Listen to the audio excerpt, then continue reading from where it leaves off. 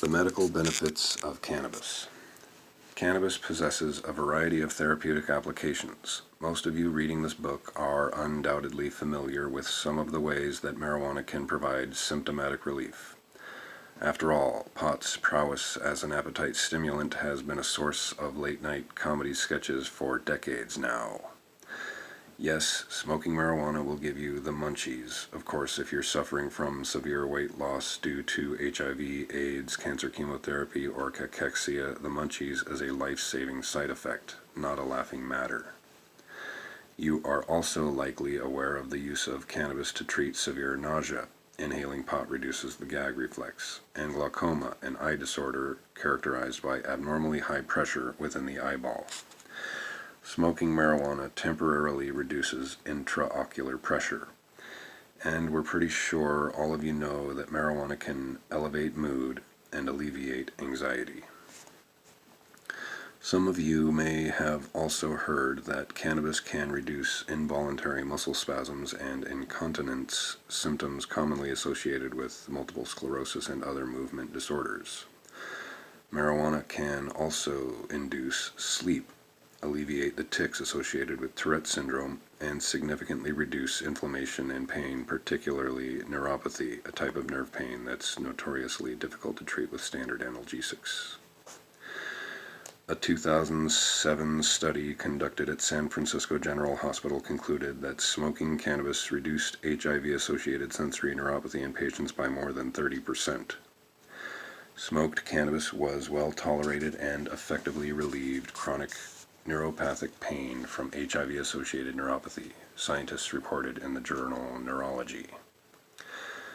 Chances are that far fewer of you are aware that cannabis's medical utility extends far beyond treating just the symptoms of disease. In some cases, it appears that marijuana can effectively treat disease itself. For instance, marijuana possesses strong antioxidant properties that can protect the brain during trauma and potentially ward off the onset of certain neurological diseases such as Alzheimer's.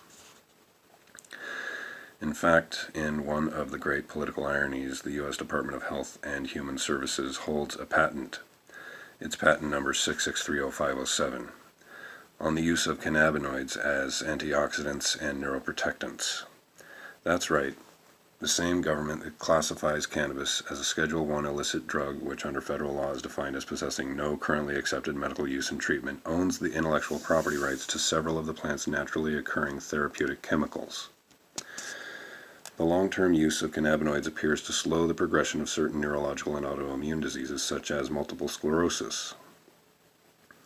In clinical trials, MS patients taking Sativex, an oral spray consisting of natural whole plant cannabis extracts, for a period of several years report requiring fewer daily doses of the drug to effectively treat their pain and spasticity. Because multiple sclerosis is a progressive disease, conventional wisdom dictates that patients should be taking more doses, not fewer, over time to attain the same relief.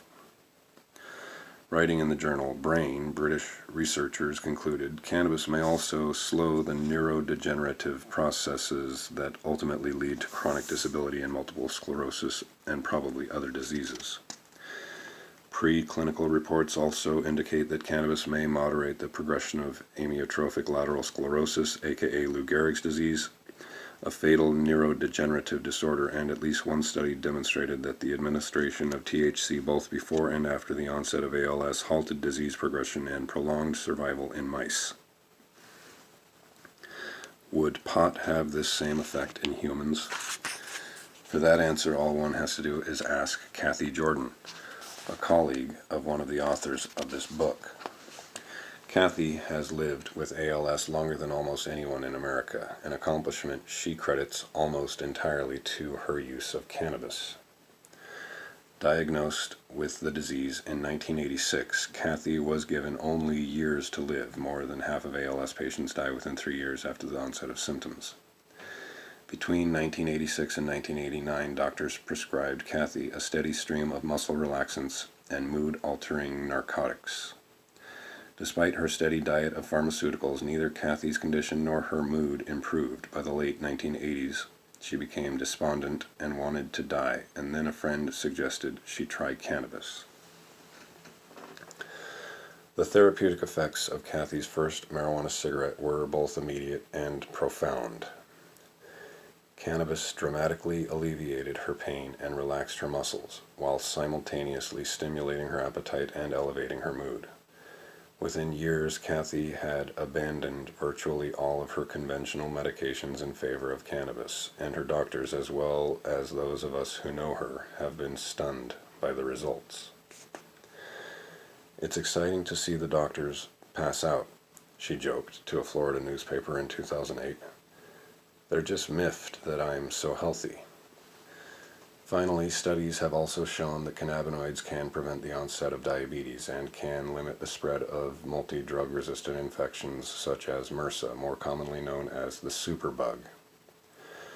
According to the Journal of the American Medical Association, MRSA is responsible for nearly 20,000 hospital stay-related deaths annually. Marijuana also has profound cancer-fighting abilities. In laboratory settings, the controlled administration of cannabinoids selectively targets and kills malignant cancer cells associated with gliomas, brain cancer, prostate cancer, breast cancer, lung cancer, skin cancer, pancreatic cancer, and lymphoma. Writing in the prestigious journal Nature, Spanish researcher Manuel Guzman reported, "Cannabinoids inhibit tumor growth in laboratory animals.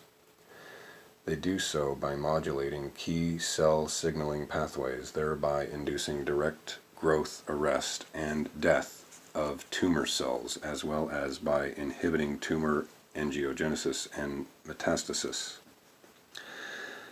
Cannabinoids are selective anti-tumor compounds, as they can kill tumor cells without affecting their non-transformed counterparts."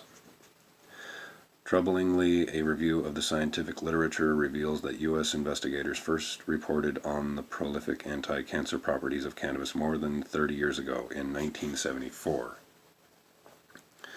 Yet, to date, the U.S. government has never commissioned one single follow-up study assessing the potential of cannabis to treat this deadly disease.